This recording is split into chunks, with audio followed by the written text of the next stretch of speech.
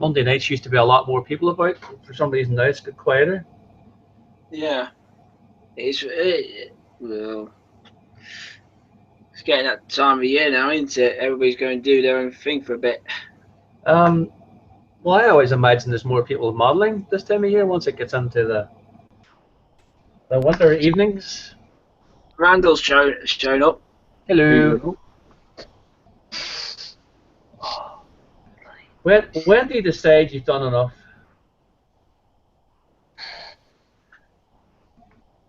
Well, me, when fear overcomes desire. Yeah. Or when you Fear get of going too far and wrecking it. I think I'm near enough at the minute. So. When I did mine, I just didn't look. I weren't looking for perfection. I was just looking for what's the best way of making this look Mad Max style. Yeah. And I mean, there's been compromises with this thing. I've done things that I wouldn't necessarily have done otherwise, but I'm happy enough with it. I've done oils for the first time, and then trying to get the oil to look like oil was a funny one. I don't know. I'll show you what I've done of it. I used oils, but the oils were drying out matte. So what I did then was I used gloss. Don't know. It's probably too bright. This light's probably too bright for it. Hold on. Put that away a bit so it's any better. Still too contrast, I suppose. Come on, Sheridan. Focus. Sounds familiar. Like all of us. I don't know how much that's showing up. The oil effect. Hold on, turn it around a bit more. I see in the barrels it's supposed to be all like gunky mess that's appeared. Try the sides a bit better perhaps. Does it look on video? Hold on, go back. Does it look oily? It looks like an oil stain. Yeah. But you said it's matte. Yeah. There's parts of it that are glossy. Hold on. See it? That is shiny. Oh, turn the camera the right way. Come on, focus again, please. This is usually better at this than this. It's terrible tonight. I'll do this, but do that, right? And come back. Hopefully it'll focus. Yes. Yeah, it's focused now. We passed it. Topical. Humbrol will do these in enamel washes. If you have somewhere to buy them. Yeah, right enough. Yeah. I've used them before. They're not. I found them they dry out a bit too quick. They go a bit stick. They go a bit tacky when you use them. They use washes here. Yeah. Okay, ones. They do a glossy oil wash. But, yeah, I've used that, and it's just. I think it dries out too quickly. Right. Well, I mean, I'm just all I'm doing with this.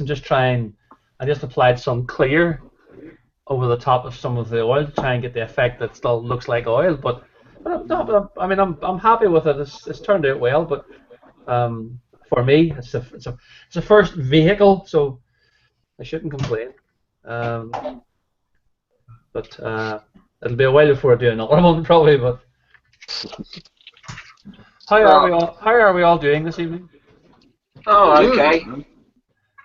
Or this morning? Shit. Or this morning?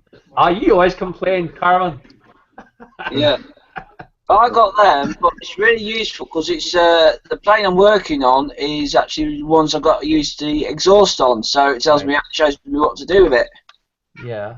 I'm working on a 109 at the minute. Yeah. Well, the plane on the front is a 109 as well, so yeah. Where to put the exhaust streaks. I know I'll probably be in Belfast this Saturday, Randall, but I don't know if I'll have time to call into the model shop. I might have a look for some oils or washes, but I mean, all I've been using is just your bog standard little cheap oil paints, and they work okay. And then diluting them with turpentine. I don't know if that's what you do, but oh yeah, that's what there's these available. Sorry. No, go ahead, Keith. There's these available as well. There's engine oil. That's all the AK stuff. I don't know. Engine oil, engine grime, fuel stains. Yeah. I've got a whole swag of them up there. It's something I had to order online. I must try and get them. The only, I mean, effectively, all I've had is paint. I've got nothing in the way of washes or anything else. I've had to just sort of make things up as I need The them. thing I like about these is because I do mostly everything in acrylic. When you go to do these, and you put an acrylic clear coat over the top, then you can put this on top of it, and it doesn't interact with it. Or if you're using just straight acrylics, because it's enamel based, Yeah. it doesn't interact with it at all. So it sort of sits on top. So it actually gives it like a double effect. Same as the oils, though. The oils should have the same Yeah. effect. They're great. Yeah, I mean, it's been a compromise. It's been, sorry. Yeah, I used oils and still use oils, but I used oils for years, almost exclusively. Without not acrylics. I mean, was that for figure painting or? Well, yeah, yep, figure painting or whatnot else. I used. I mean, generally with figure painting, what I like to do is I lay down the base of acrylic, and then I come back and I do highlighting and shadows with oils. Yeah. In a different way though. Generally, I'll get a bit of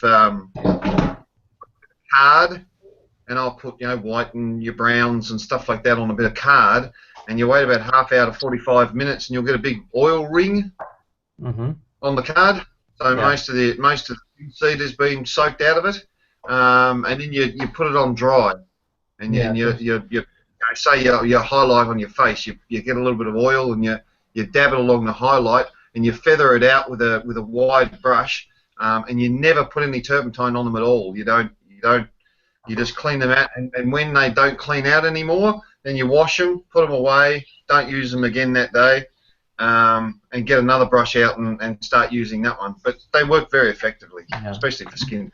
It's something I need to practice more, probably on a tank or something, for the oil side of things. I mean, and then the figures, obviously I've got that figure build that's about to start, but I don't know whether I'm going to go the acrylic route or the oil route. I think I'll go the acrylic route with the figure. I don't know. I'm still wary of trying to do oils for faces and so on, but we'll see. We'll see. What are you working on, Kieran? Still the TARDIS or something else? Yeah, I'm still doing that. I'm on a rough night. Yeah, I'm working on the lighting at the moment. Trying to get it all sorted and everything. Still up and down with the health then? Yeah. I'm just having a crap day. It's just felt like crap. I woke up. I had a terrible twinge in my neck where I'd slept on my neck funny. So I got a bumping headache. And I'm not feeling good, but I'm bored to hell. I'm sacked off with everything. I think it's called life. Oh man, I'm so sick of just seeing the inside of my house. Right. Yeah. Well, that's never a good thing either. No. So yeah, but I mean, yeah, I'm trying to sort of get something going so I can, distract myself. So I'm trying to do the lighting for the TARDIS. Trying to get all the windows and that done. I've sorted out what I'm going to be doing for it. It's a fantastic size. I really like the fact it's not your usual little silly. Oh no! It's carry size TARDIS. Yeah. No, it's nice. Yeah. It does look nice, and I got all the windows sorted now and all the frames and that. I'm putting in. If I take off the top, it doesn't seem heavy then when you're lifting it. It looks quite light. I thought it would have been heavier. It's not bad. It's not a bad weight. It's a lot lighter now than what it was originally going to be, because originally it was going to weigh a ton. Yeah. But I've built this little plate to go inside for housing the light in. I was wondering how you're going to do that. Yeah, this is going to sit inside. Basically, it's going to work as a. I'm going to put a little sort of board like that behind the windows, and there's going to be a cavity. It's just going to be this really thin little cavity between the window and the inside of the TARDIS. and the light is just going to shine down it. And because it's a white board, you're going to get this nice even omni light. And that's how I'm going to do that. But then there's also going to be a ring of lights in the top, which is going to light all the police box signs as well. And then on top of that, then I'm going to have the circuit, then, which is going to control the Fresnel lamp. So yeah, that's what I'm doing right now. But I've put stuff down. Everything's a bloody mess. It's filed away. What? Ah, I've got everything everywhere. What did you put down? My pin voice. Oh. Want to borrow mine? That's exactly the one that I got. Is that one detach on the back end for you to put the different houses in? You can do the same there. So you can put in the different. It's called. They're inbuilt to do different sizes. And then I got same one as I got. I got the arcade one, but I just can't work it. I hate this one, so it's just stuck. Have you ever caught your skin in that? Yep. That's the problem. That's why I don't like it. It's all right in principle, but in practice now, to stick with a boring turn slowly. Yeah. That's funny. I mean, I was speaking to. I must actually try. Use these ones here. That's the same one. I know where you bought that. I know you got it. Yeah. The only bit of good news that I had recently was I was looking around the web, doing different things, for different stuff and that, and I was doing some research into upcoming movies and things like that, and it turns out Elstree Studios are currently making or boning up to make a Banana Man movie. That is weird. No, seriously, I had a dream last night about Banana Man being made into a movie. Seriously, they are making a Banana Man movie. Yeah. And the only thing that they have released is the theme music that they're going to be using for the film. And when I heard it, it was like, oh my god. Banana Man the movie. Who's making it? Elstree Studios. Same people who've done Paddington and World War Z and. Oh, that should be good if they're doing it. Yeah. That's cool. I have no idea what prompted them to do that, but that is awesome. I used to watch because I love the goodies, so I used to watch Banana Man on a regular basis. So they're gonna be doing it. Let me see if I can. The Americans are listening to this. They'll think, what? Yeah, what's Banana Man? Look, provided that the movie's done right, and provided that they get to try to aim it the same way that they've done Postman Pat. Yeah. And if they go down the more Wallace and Gromit.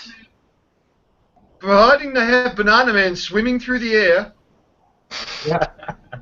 But provided they go down the sort of Wallace and Gromit Incredibles route. Yeah. It'll be a smash. It's bound to be. It's going to be funny as hell. Who did the voice originally? It was Tim Brooke Taylor and Bill Oddie. Yeah. Bill Oddie and Graham Garden. Right. Yeah. All three of them did the voices. Because Banana Man, Graham Garden was Banana Man as Banana Man, and Bill Oddie was Banana Man as the boy, and it was so well done, and they did all the voices. Hey, Banana Man! Everything great. So I was doing a bit of research on that. So I'm going to do a bit of sort of fantasy casting with that, and I'm going to do a video on that at a later time. When I'm feeling a bit better. Well, that is in fact made my day. They're actually making Banana Man. I know that's what I mean. It made my day as well. I mean, it was just like you can kind of see the thinking on it. I mean, they're gonna want to do a superhero movie because that's what's happening right now. There's a lot of superhero movies out there. Yeah. They've got this property that is separate from everybody. It's not Marvel. It's not DC. It's a separate comic book thing. Yeah. It's funny. I mean, you know, Was it originated And for if they TV, or was it? Graham Gardner or Bill Oddie or something like that to do some of the voices, it would be awesome.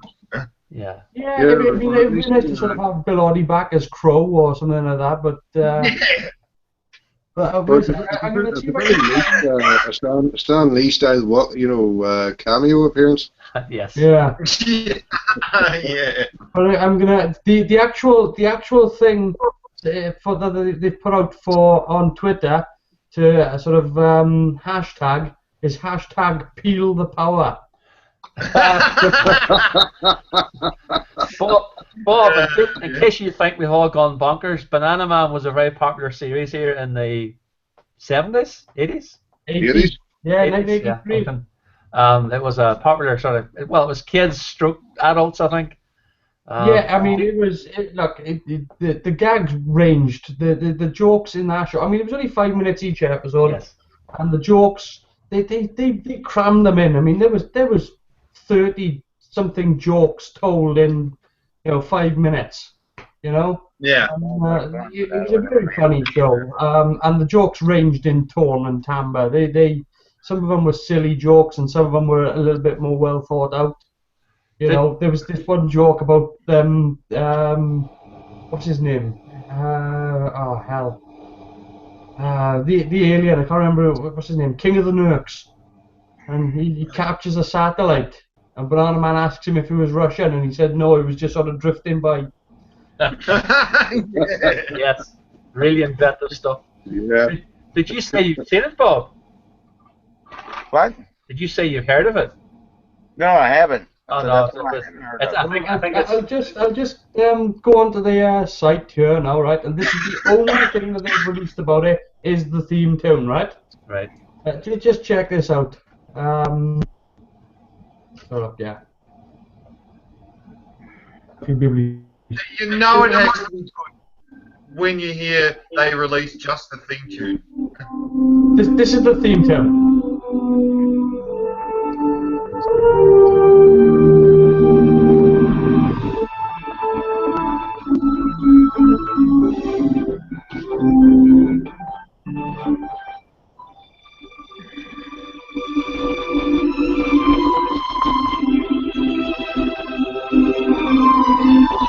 Sounds backwards.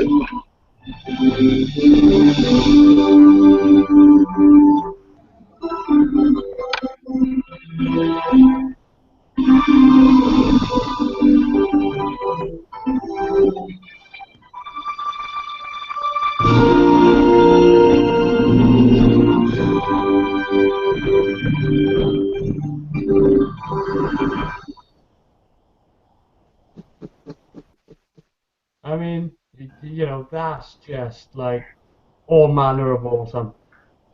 It is, isn't it? They've changed nothing about the original theme. It sounds strangely backwards. No, it's go to this. Just type in Banana Man movie. Yeah. And check out. It's the only thing that's on there. And hashtag peel the power. I'll have a look. And I guarantee you, they've changed nothing about the original theme. All they've done is given it this huge orchestral I score. can tell it's been orchestrated. Yeah. Strange stuff. Sorry, I mean, my particular fun thing was Crow. All the time sitting there heckling absolutely everything. I think I have every Banana Man cartoon that was ever made up in the house. I got a hard drive with a whole bunch of stuff on it, and it's like, Banana Man, I got to have that, and especially the goodies. Yeah. They're an absolute classic. If you guys have never seen the goodies, I used to love it. Graham Gardner, one of the episodes, they're taking these animals, and he's going, yes, don't worry, we'll look after your animal for you. And he walks off, and they drive off, and he just throws it over his shoulder and walks off. It's really, it really is quite sick, but very funny. Goody, gumdrop. Goody, goody, yum, yum. Oh my God, Rattle's singing now. But back to modelling. After that journey into the 80s there, for everyone that was old enough to remember it, speak for yourselves. How's Thunderbird 1? Oh, glad you asked. Cue the music, Carmen. Are you looking forward to the 3 new episodes? Yes. I haven't seen much about them, to be honest. Oh, you're not in the right Facebook page. But I haven't been looking. Oh, that's nice. Hold on, I'll present you to the screen because I think that is nice. You're using the Mr. Color metal laser or something? Yes, only on the I suppose what the cooling vanes here and on the engine. You didn't have any problems with the instructions on the box, though? No. But for the paint, no. That was funny. Making models again. Gary, the guy who lives in Scotland, who does all of the airplane kits, put up a picture today of the instructions for the Mr. Metalizer, and it's completely in Japanese, so no one don't know how to use the stuff. Well, there are instructions on the wee bottle. Hang on a second. Yeah. I have one handy here. So is that what you buffed, or was it something else you used on the body that you buffed? You weren't about buffing hang on. The cooling fins, when I painted them, yeah. I then buffed them with a bit of just blue paper, whatever. Like kitchen, yeah. Yeah. Kitchen roll or whatever, yeah. This metallic, the dust or the metallic, whatever came off the metalizer paint. Yeah. So then I just masked off different panels here, there, and everywhere, and just scrubbed that into the paint on the model. So now with the Mr. Metalizer, again, it wasn't airbrushed. You put it on with a brush. Just brushed on, yeah. That's interesting. I didn't think it would work well that way, but to be honest, doing that sort of thing there, masking and everything like that would be too much of a nightmare. Yeah. So it was just quicker. It was just quicker doing it with the old hairy stick. Yeah. No, nice little model. The pictures look great, Randall. So it's one of those things again. It's one of those ones on the list. Sometime down in the far flung future, I'll get a 3-foot version, but what I should do is get another one and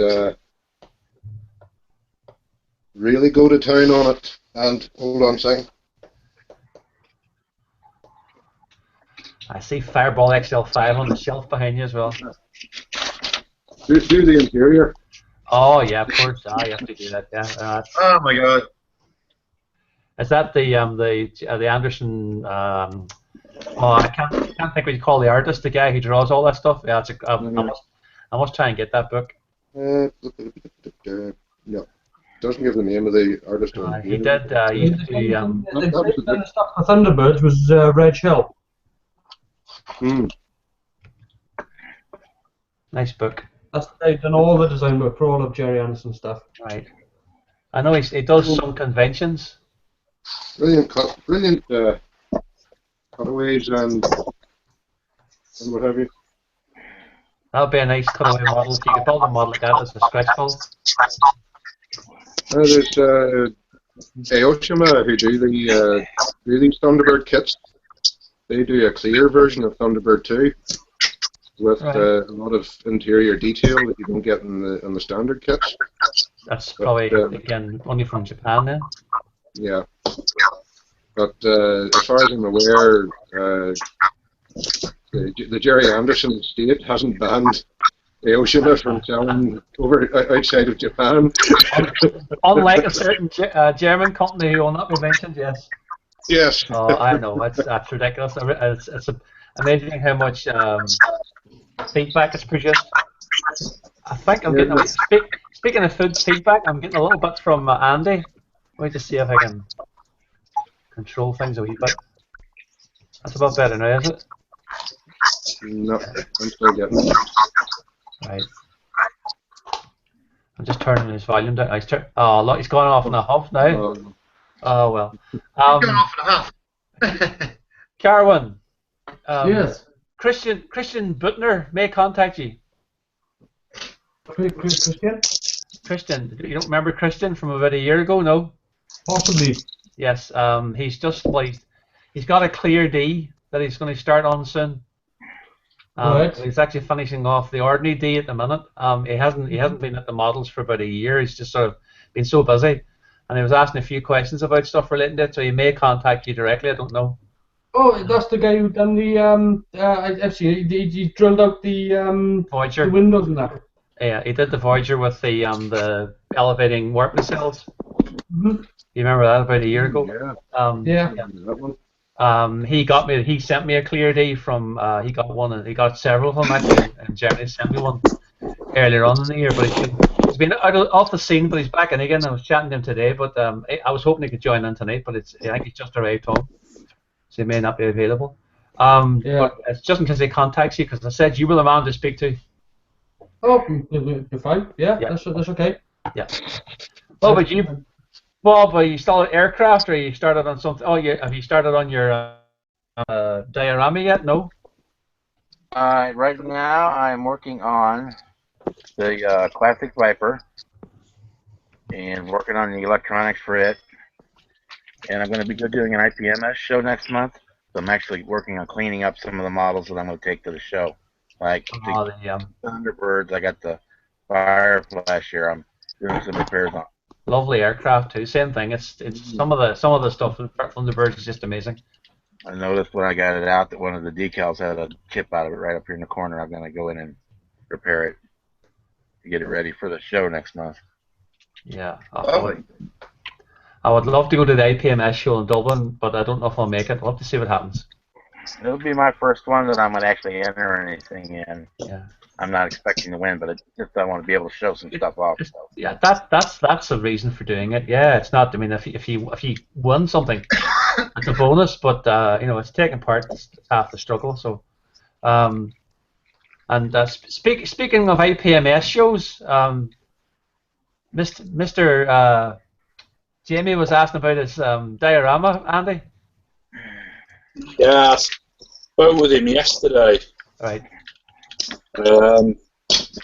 He's hoping to get ready for Telford, but he's going on holiday for a few weeks, so... He's off to a cruise in the Mediterranean? Yeah, he's coming on the 15th for it. Right. But he'll be ready when he's away, it's just I can't. Yeah. I'm waiting for parts. No, I was chatting to him last night, and it was on. I was chatting to Scratching Jack and James Frost, and he had the Sea View up on screen. It does look fantastic. Although it doesn't seem to be going for a thingy finish, a weathered finish. He's going for a pristine finish. But I don't know if it works or not. But yeah, it's going to be very clean, he said. Yeah, but that's personal choice at the end of the day, I suppose. Did you ever pick a kit to start on yourself? Oh, I seen a smile. I saw a smile. Are you going to tell us what it is? Yeah. I went to a big hobby store, which I always go to and big up today for the first time in a long time. And they've got it's almost, I think it's just over 4 foot scratch-built Millennium Falcon in there. And a 4 foot Narcissus, an Eagle, all these. I took a video, I'll upload it onto Google Plus later for everybody to look at. Been a while, it's sold, 300 quid, I mean it's sold, but and when I was in there I was looking at the new Resistance X-Wing Easy Kits by Revell. Oh, they have them? Right, I didn't think anyone in the UK had them. Yeah, the Easy Kit ones, which are the light and sound, light in the cockpit and stuff, they're £17. So, and if you get this, it's £3 flat shipping, so 20 quid. It's not bad, but I was surprised. It's a very small box. Yeah, I don't know. I think the whole idea is wrong, but and that's part of this whole. As Randall mentioned, the whole silliness with Revell and Bandai. I mean, the licensing just doesn't. I mean, the thing is, to do with Revell or Bandai. I think it's got a lot to do with Disney themselves. Yeah. No, right. It has to do with distribution rights. It has to do with the fact that they've contracted them to distribute model kits and merchandise, and they've allocated certain countries for distribution. Yeah, And that's pretty much that's what it is. It's you're allowed to sell here, and if they're providing another company to sell them on the internet, and other people don't like that, which is fair enough, I suppose. They've paid for a license. Mm. It makes it hard for us, the fans and the builders. Kind of sucks. But I commented on Bad Grendel's post the other day, and Bob hit it on the head. Wait and see. Right. Say again. I mean, the Revell kits are definitely aimed at, like, you know, the 9 to 12-year-old kids. They're snapped together, pre-painted, quite badly done. You know, not fantastic detail. You know, big grills in them for the sound to come out and all this other stuff. I mean, really, they're seriously made for kids. And you know, where the Bandai ones, again, they are moulded in colour, but I mean, their detail is absolutely phenomenal. And I think they're more aimed. The Bandai ones are more aimed at the sort of a little bit more of a seasoned model or whatnot else. So I think that they're completely aimed at different demographics, really. Well, that's what I mean. I don't know. I think it's hard to say because both of them are really sort of they're not what you would class as traditional model kits. You know, they come with lighting kits, they come with pre-painted parts, they come snapped together, that sort of stuff. It's a very different feel. They're aiming it at people who really don't have a massive interest in modeling. Yeah. You know, and I think, you know, people can say what they like about Revell, you know, and say, oh no, they've been a bunch of dicks, or you know, they're trying to put an embargo on it. No, the embargo was always in place. They were told that they could distribute their models in this country, this country, this country. Revell were told they could distribute their models in this country, this country, this country. They're just stopping people from stepping over their own boundaries, from trying to. I think part of the problem may have been Hobby Link Japan, the fact that they were selling them to Europe or to the States. Totally. I mean, you know, look, these kits, you're always going to, people can say what they like, you're always going to be able to get hold of these kits, okay? Some bloke somewhere is going to go to a shop, he's going to buy a ton of them, and he's going to put them on eBay. Yeah. Right, so there's no, don't be disillusioned into thinking that just because that Revell are stopping shops and outlets from distributing, or that Bandai are restricting Revell from distributing, that you're not going to be able to get hold of them. Because what's to stop me from saying, oh, all right, I can get hold of a Bandai kit, you want one? Give me a shout, I'll go get one and I'll send it to you. Yeah, yeah. There's nothing stopping it from doing it. All I know is Andy in Japan It's going to be. Sorry, Bob. What was that, Bob? Andy, who's in Japan, is going to be real popular here real soon. Gets to the post 3 times a week. Well, look. There's other ways to look at it as well. Okay, you can go to Revell is a very open company. Okay, they are a very open company. They've got their own blog. They've got their own site. They've got their own forum. You can tweet them questions if you want to. They're very, very social.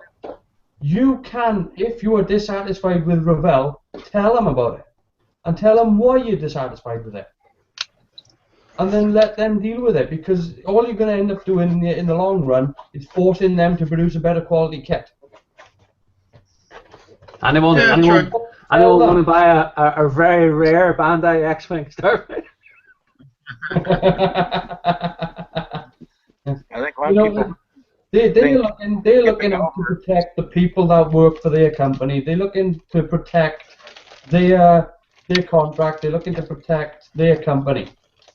And anybody would do exactly the same thing. If you had your own business and somebody came along and was intruding on what was contractually obligated, what was contractually worked out, you would do exactly the same thing. And anybody would. Yeah. I do agree with Carwin. It's the same. I work for myself, and if anyone tries to move in on my turf, I shoot them down straight away if I can. It's how we make a living. But my point is, it's just a damn shame we just won't be able to get hold of it. But for example, that what Liam's got in his hand there is probably just quadrupled in price. Yeah. I don't want to pay 100 quid for a kit that could cost me 15, 20 quid. Yeah. You know what I mean? Oh, yeah, look, I'm not saying that again, but you can go to Revell and tell them you want a better quality kit. You know, it's up to them then. That's Mind you, that's what people keep missing. The toys that came out this month are the toys. The kits coming out next month are the better models, which are to be along the lines of that 435 millimeter X-wing that they have out now. Yeah. And in November is when the fine mold kits come out. So the kits that are out now are intended to be toys. Totally. Saying that, Paul, again, the prices in the UK and Europe will be insane. So for the Revell kits. Yeah, because there's no mention of the Revell kits becoming available here. But what have you got? What have you got in your head? Well, to answer your question about the whole Revell and that dispute, one kit I thought they did well.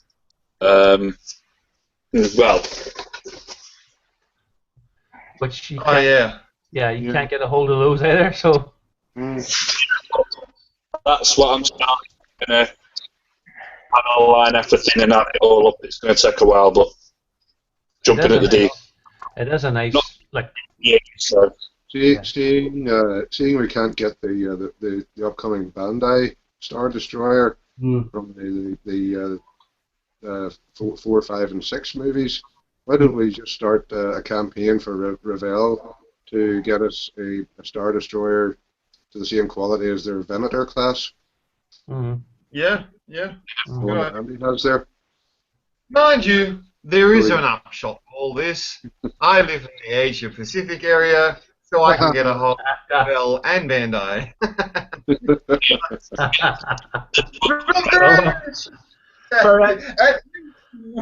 I can get some good shit down here in Australia. Yeah, I mean, that's some reason for loving down there. There's somebody like Revell as well. The other thing that you can do on Revell, which is completely, I've looked at other companies as well to see, what they are sort of doing, and they tend to pick models and say, oh look, this is what's going to be our new release. Yeah. With Revell, if you go onto Revell, you can suggest. They've actually got a part on their site whereby you can put forward an idea for a model, and if it gets enough votes, they will make that model. Yeah, they have a poll going most of the time, don't they? Yeah, all the time. Didn't they have a Firefly class in there at one point? I haven't checked one of the most popular votes. I haven't looked. Sure, a couple of years ago, sci-fi, other Enterprise. I think with Firefly, I think that was a different scenario though, because I'm not sure somebody's already got the rights to Firefly. I think it's through somebody like QMX or somebody like that. And it's difficult because originally the rights for Firefly are with Fox, but the Serenity model I think is with Universal. So I think that the rights to the merchandise are up in the air. Yeah, well, QMX have it, or did have it, because their replica was bloody lovely. Yeah. And bloody expensive. Yes. Yeah, so I'm going to say with Firefly, something like that is going to be a bit trickier, but I mean, obviously, you get enough votes in, maybe they'll be willing to shackle up the rubles to get the contract. Well, if everybody is in unison about this, I want somebody to produce. I don't care who produces it, but I want somebody to produce a 1-350 D7. Yeah. Plastic mold kit. How many people have gone and they've produced all the Enterprises and all the rest of it, and the length of time that the D7 has been around in one iteration in just about every TV series and movie you can think of, and still nobody has produced a 1-350 version of it. Yeah. Absolutely.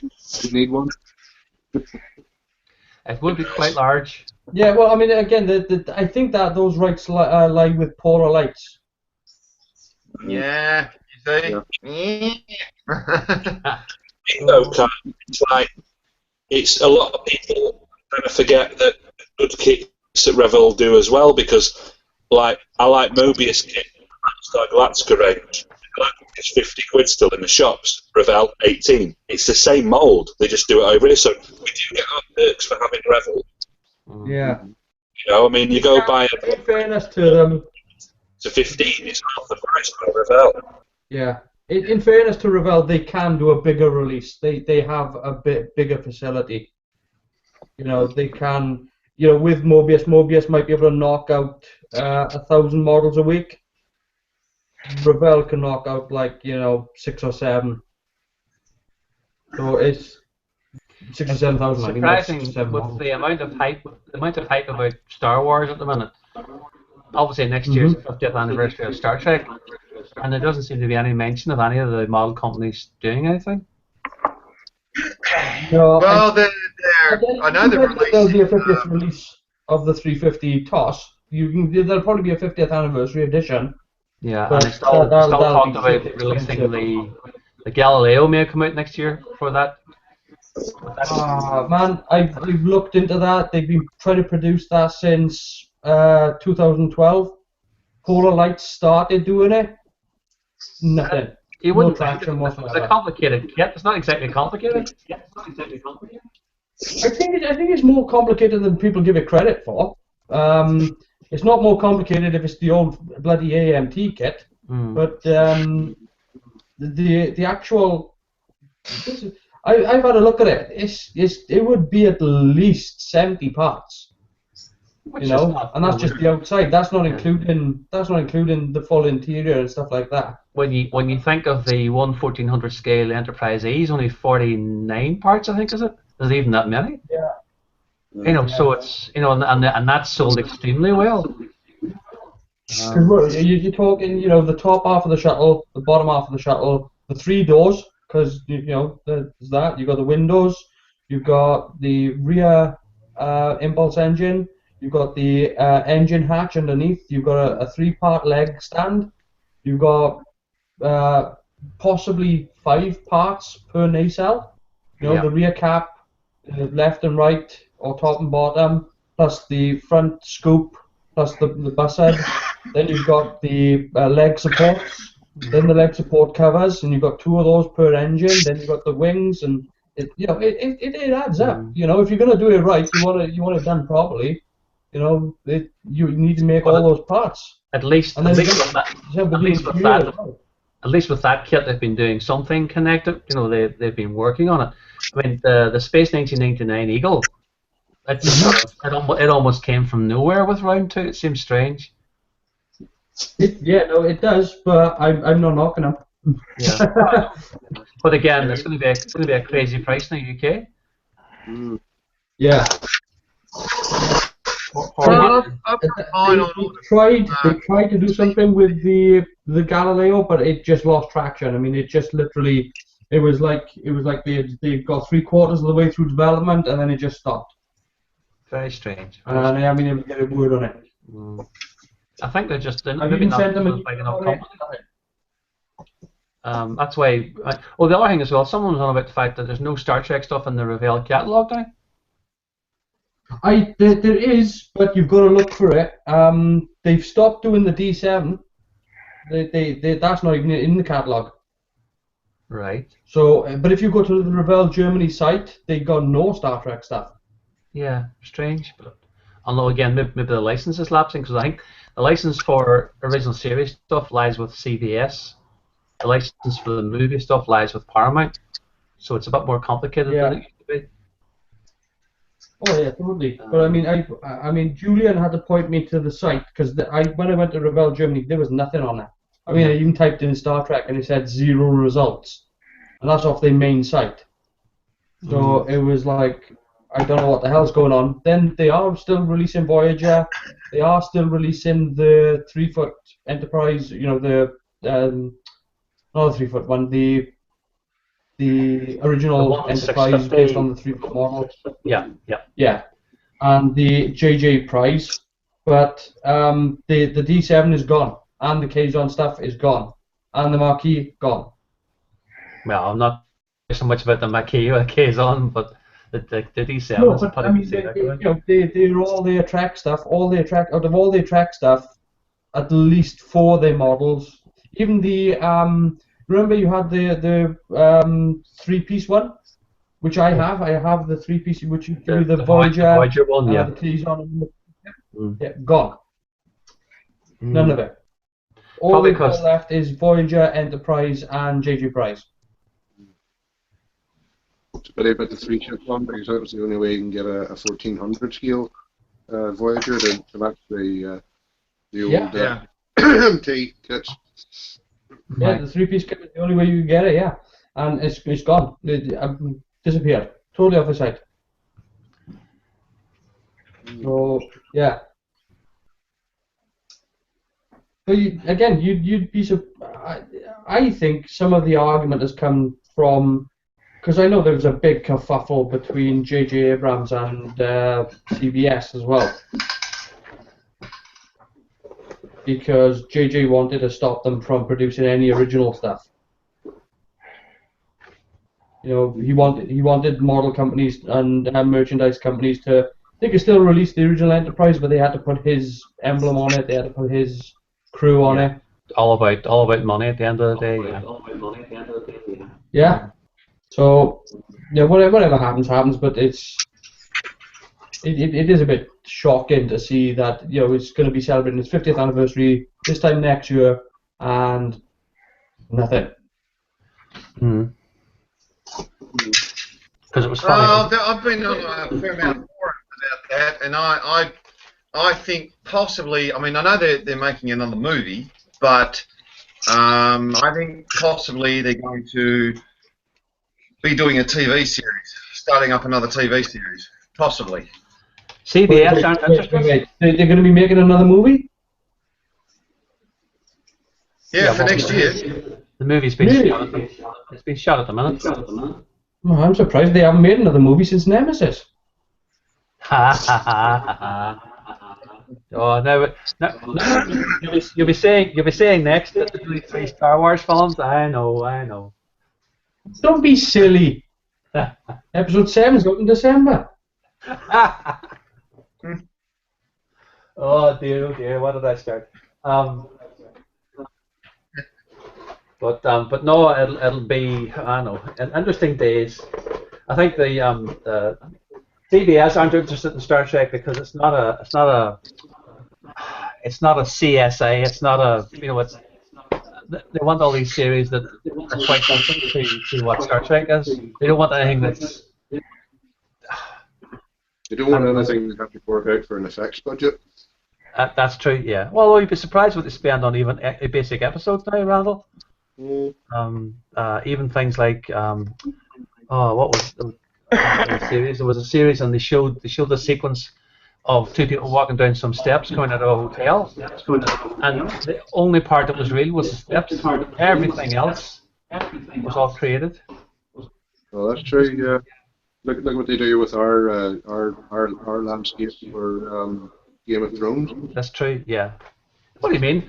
No, then it looks like that. Don't give away the secret. Oh dear.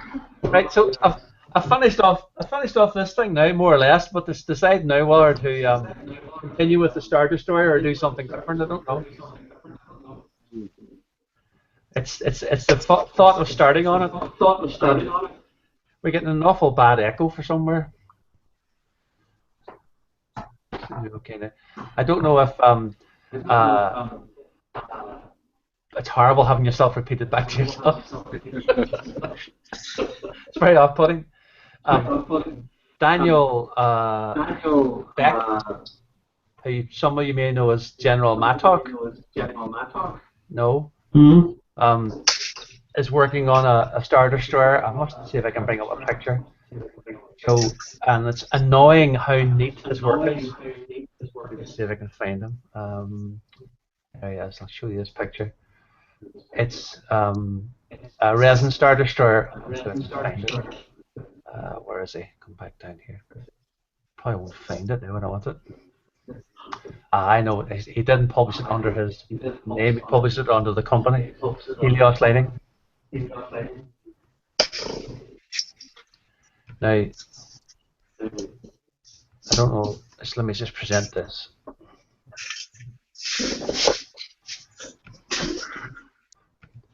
Now, his looks like the way mine does at the minute.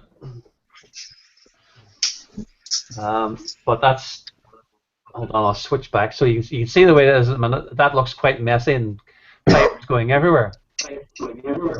If I go to next page, then it's all neatened up. You see the way he's got the lighting arranged. He's got all of the LEDs lined up and put into boxes, and all of the fiber all feeds in. That is just really, really well done because it's all organized, it's all controlled. He knows where he is. If I show you where I am and the problem I'm going to have, I'm basically the same he had, but it's like a hedgehog. So it's to start, I'm going to bundle all of it and put in all of it. So it's deciding how much effort I want to put into it. But I probably will. It'd be a pity not to do something with it. It's sitting for quite some time. Well, when it comes down to it, Liam, you've already put a whole hell of a lot of effort into it already. So, yeah you also can. Why have we got such a bad echo? It seems I've gone again now. Yeah, I know what you're saying, Keith, because you know, I don't want to waste it, but I know it's going to be a lot of how would you put it? It's not building; it's more sorting out issues. And I will do it, but it's just I don't. The thing about building this thing, this was relatively quick. This was about a month, which is quick for me. And I like the fact I produced something at the end of a month's work, whereas I know if I start on that thing, it'll be another 6 weeks or 2 months before I get any results out of it. That's perhaps the annoying thing about it. And that's what puts me off starting on an enterprise build. I think, yeah, I mean, the problem you've got there, Liam, is the fact that you've set yourself a standard with the lighting. Yeah. I think that's an issue. A stick to break my back. Yeah, you've set yourself your own standard there, which is, you know, it happens to all of us. You know, the first time you ever light the model, it's normally one bulb and a couple of holes, and you know that's it. But then you've advanced, then, and what you've done is you've seen other people what they've done. You've taken influence from that, and then you've gone, right, if I spend a bit more time, I put these fiber optics in, if I do this and that and that, and then, but now the work, you're seeing the amount of work that it's taken, and it's like, you know, it's disheartening at the end of the day. When you like the model, it can be disheartening because all you want to do is build the model. Yeah, it's when I see people like you and Go Lightly producing stuff and make it look easy, it's really annoying. Yeah, I mean, you know, you don't really realize it, but when you like the model, you add in 3 weeks to the build, and that's assuming that you're working on it every day. Yeah. Yeah. You know. Even the X-wing that's up there behind me, that thing in the distance, just there. Yeah. Well, we're there. Sorry, we'll go back there. I mean, that's an easy kit. That's one of those Revell easy kits, and there's a hell of a lot of work to get it to the point where you can light it. But again, you know, I mean, it's fantastic when it was sunny. It comes under your own precedent, and I mean, don't forget as well, the other thing that happens when you light the model, the first time you light the model, it's the simplest way you've ever lit anything. Right? You're talking maybe 1 or 2 LEDs, maybe if you're ambitious, you know, 8 or 9. Now you've got experience doing it, your ambitions have increased. It's like, I don't know if anyone's been following. I can light this, and I liked it with 100 lights. Yeah, I don't know if anyone's been following Dean Ayer's build, the Bird of Prey. I mean, he's been at that now, must be a year. And he just put up a video last week of the engine lighting system, and it looks amazing. But again, that is a huge kit. I mean, the commitment to build that thing is insane. I think it was this time last year he got it. Yeah. So he's still at it. But again, you know, that's the frustrating part when it comes to lighting a model, is the fact that most people just want to build a model. Most model builders, if you're a model builder, you put in lighting in it to add something to it, to add something to the build. But you've also set yourself your own goals there. You've also set yourself, I want to make this look like, it's like with lighting the Enterprise. You know, I'm still working on the Enterprise D. You know, but I want mine to look like it did in Generations. Yeah. That's the target that I've set. That's why I'm taking so long doing it. It's because when it's done, I want it to look, when I turn that switch on, I want it to look like it did in Generations. Yeah. As opposed to just lighting it.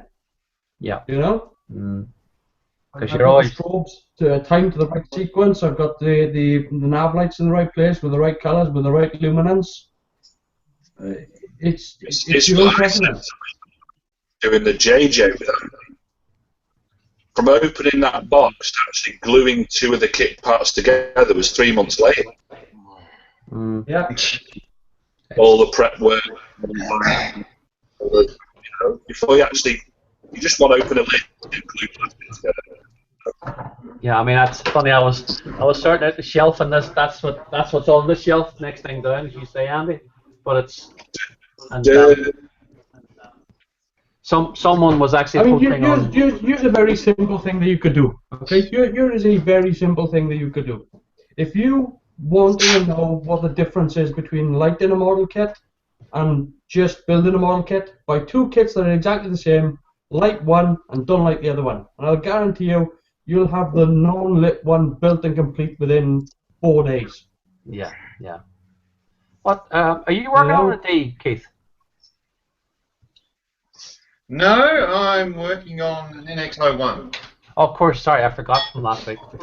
I'm just doing such a bad job of it. It looks like the D. yeah. I got so pissed off those bastards. What's wrong with that? Stuck in a bit of and now it's the D. But Carl was right in the respect that when you're going to light this sucker, you know, I've gone around all the edges and I've seamed it and sanded it and gone crazy, and the back part here, I've actually done that. I did that first, and I put the back seal on and sanded it and filled it and primed it and whatnot else. So when I stuck the other bits on, you weren't going to come, you know what I mean, you weren't going to try and sand around that detail, which would have been a complete pain. You know, again, I've been doing, you know, these, I mean, I've been getting it all prepped, the photon torpedoes, you know, a lot. So I've been getting it all prepped for lighting. You know, so the next step is to give it some more primer, see whether I need to sand it and fill it anymore. I mean, there's already a couple of areas on it that, where are we? Maybe not that one. It's not too bad. It is a difficult. But there's a couple of areas where I want to actually fill in around where the thrusters are at the side. So I'm going to be filling those in with a bit of pops and sculpt and whatnot else. So, yeah, it is a bit of a process in order to get this thing ready for lighting. And also, you got your own standards, as Carlin said, you got your own standards that you're working from. So it's like, no, I can't leave it like that. I have to, you know, do 50,000 other things to it before I can actually, you know, button it up. So, yeah. I don't know. The other thing that comes with lighting a model as well, and that's something that you know, most people don't think of, is that normally when you build a model, you glue the model together, you prime it, you paint it, you put a decal on that, and you know, seal it, whatever, stick it on a stand. When it comes to lighting it, you have to think outside the instructions, because you've got to run wiring through it, you've got to run lighting through it, you've got to build it in sub-assemblies. You've got to light-proof it beforehand or after, or you know, you've got to make sure that the light blocking's done. But, you know, all this stuff is stuff you would never have to consider if you're just straight building a model. Yeah. You know, you never have to consider these things if you're just doing a straight build. But because you're putting lighting into it, these days when you're a model builder, you're part model builder, part electrician. So it's why I breezed through this so quick, because I wasn't putting any lighting inside the kit at all. Yeah, yeah. Didn't have to think about those sort of things. That's why, I mean, I've gotten the pleasure from doing this and the result at the end of the day without a crazy amount of time and effort and everything else. And I do want to build more starships, but it's just the thought of starting to, I don't know, I mean, perhaps for next year, because it's the 50th anniversary, I may do more Star Trek stuff. At the minute, I've got that Star Destroyer, and I may do a Millennium Falcon because I know someone else is after one. You know, but again, it won't be an over-the-top build. It will be some lighting in it. But again, it'll just be the Revell Easy Kit too. It'll not be the Hasbro, which I would love to do. But again, the amount of time and effort that's involved in that is just insane. And extra parts, which I can't afford at the minute. I know people who did it and used the Randy Cooper parts, and it just looks amazing when it's done. But it's now $250, $300, perhaps more.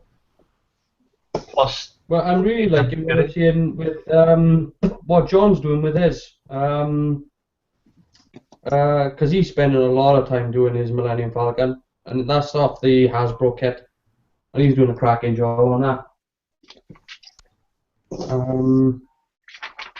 Oh, John Swaller. Yeah. He's doing a fabulous job with that. I'm impressed. No one in the group's been doing the De Agostini. I don't think any modelers don't seem to be going for it at all. Right? Or I know Spencer West was doing something, and Andy. Hang a sec. I'm all over the place here. Hang a sec. Stop. Andrew Campbell. My internet's. Andrew Campbell was doing it. Right. He was definitely doing the De Agostini. In fact, he's the only person I know who was doing the De Agostini one. Right, and Gravel's surname escapes me. Gravel's putting up videos every few weeks, so it has built as well. Movie models, isn't that what his YouTube name is? Yeah. Again, he's been doing sort of updates. He's been buying 2 of them at a time. So Armando's got one, but here in the U.S. they're only about kit release number 4 for that, so there's not much you can do yet. Right. Yeah. Well, 20 of those. Yeah, I think here in the UK it's up to about 30, I think, at the minute. So. And as you say, Bob, you need to have 10 of the packs before you can really do anything. Yeah. And then, of course, Paragraphics have a photo etch set out for it now too. Crazy stuff. I had tried to get someone to join in the hangout tonight. I don't know if anyone's noticed all the advertisements on eBay in the UK and Europe for lighting kits for. Hi, Freddie. For lighting kits for Star Trek models. If you go on eBay here and you type in Star Trek lighting kit, you get all these advertisements from a guy in Ireland. I've heard different reports about what you get for your money, but I was trying to persuade him to come on the show tonight, but he just didn't respond to me. So, well, it's because the stuff's rubbish, or not. I don't know, but we'll see. I'm up to try and get him for next week. Hi, Freddie. Hey, Liam. How are you? I'm fine, thanks. And all the praise for your Mozzie are. You deserve it for that build you're doing with that aircraft. It's fantastic. Am I not being seen? Oh, yeah. Yeah, we can see you. No, I'm having problems. Yeah, we can see you. Yeah, it's a nice model, but you run into obstacles, then you kind of wait for a while, then you get the mojo up again, and now it's like. What what sort of problems? I mean, it looks. I mean, I've seen different reviews of the kit and different people sort of making certain comments. It's an awfully bad These here, they become with little bottom covers. We're not seeing an update on your picture. That's anything.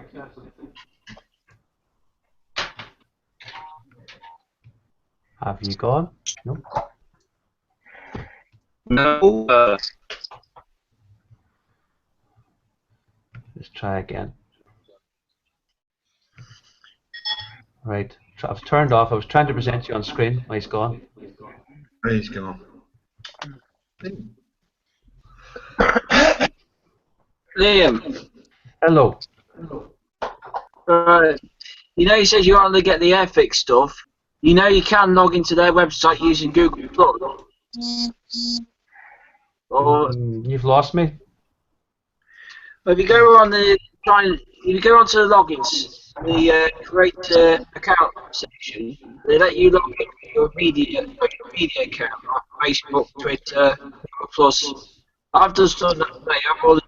I can't find anywhere for this 109 because I need like one of the German grey paints, and I've tried to get it from the shop I used to get it from, but they don't stock it. So I went on the website and logged in through the Google Plus, and that logs you into the shop without separate account. So I don't think that's worth a try. Right. Okay. Right. Okay. Have a look and see. Thanks, Wayne. Hi, Gil. Gil, we're having problems here, Gil and Freddie, with this awful feedback tonight. The sound's circling round and round for some reason. Yeah, I hear it. And I've tried reducing different people's volumes and so on, but it's not. Yeah, I just reduced my bandwidth. Maybe that'll help on my end. It's not. You're not the problem. It was earlier. It started. No, it means probably me. No, even before you, Freddie. So. Always that bad. All right, just trying to adjust it here this end.